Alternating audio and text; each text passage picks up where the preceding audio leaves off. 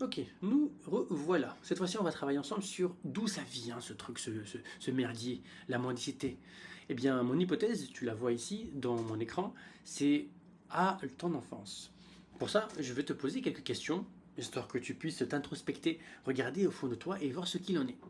Dans ton enfance, regarde bien comment est-ce que tu te comportais toi pour être validé, certifié, adoubé par tes parents. En gros, obtenir leur amour qui, semble-t-il, était conditionné. Peut-être bien que tu faisais en sorte d'avoir des bonnes notes, peut-être que tu faisais en sorte d'être serviable, peut-être que tu faisais en sorte d'être silencieuse, pour le moins discrète, du coup carrément effacée par moment, selon s'il y avait des invités, selon je ne sais pas quoi. Peut-être que tu as appris aussi à te faire passer en dernier, que les besoins des autres étaient plus importants que les tiens. Peut-être qu'il fallait surtout pas que tu demandes de service, parce que si en fait on te disait non, ce non était une preuve pour toi de désamour.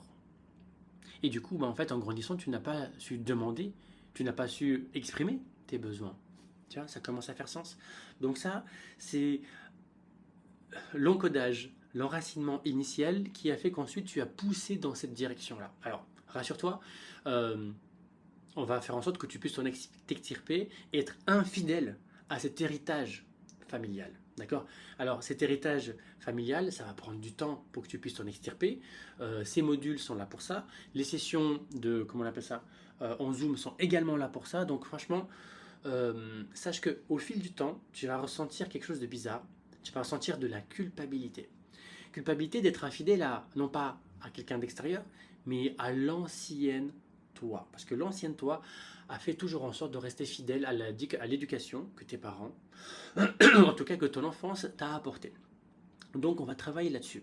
Maintenant que tu es une femme et que tu es à l'âge adulte et que tu veux expérimenter les relations homme-femme, ce qui se passe bien souvent, c'est quoi?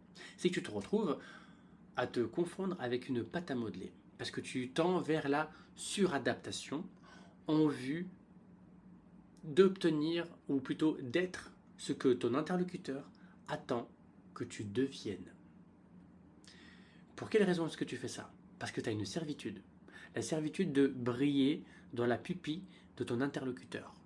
Et bien souvent, tu constates un truc de malade mental, c'est que ton partenaire se transforme en réceptacle.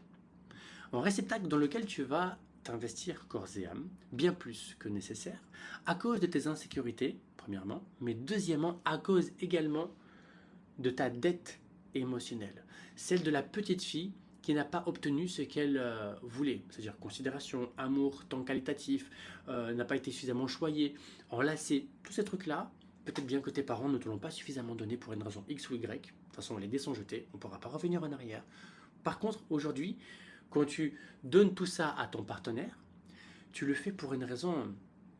Alors ça va te faire sortir les yeux du truc, mais c'est ok. Parce que en lui donnant, tu te comportes avec lui comme t'aimerais que lui se comporte avec toi. Sauf que tu l'as emprunté déjà ce sentier pédestre. Tu sais ce que ça a donné. Ça ne marche pas. Pourquoi est-ce que ça ne marche pas?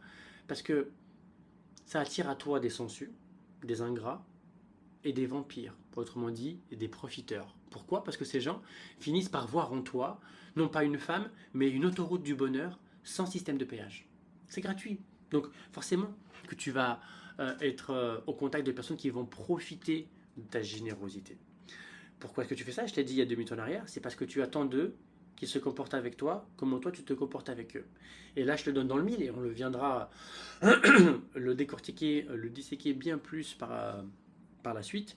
Mais le hack ultime, c'est de ne plus attendre que l'autre se comporte avec toi comme tu aimerais que lui se comporte avec toi, mais de faire en sorte de te comporter avec toi-même comme tu aimerais que lui ou elle se comporte avec toi.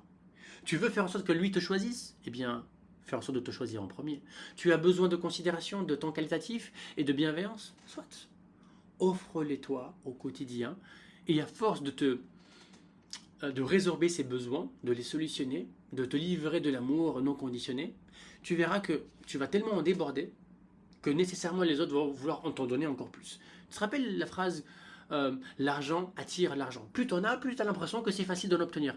Mais l'amour, c'est exactement la même chose. Si tu t'offres de l'amour et que tu n'attends plus de l'autre qu'il te fasse une livraison de kiff, de bonheur, bah en fait, tu deviens indépendante. Indépendante, donc à l'extrême opposé de ce que tu es potentiellement, de la dépendance affective. D'accord?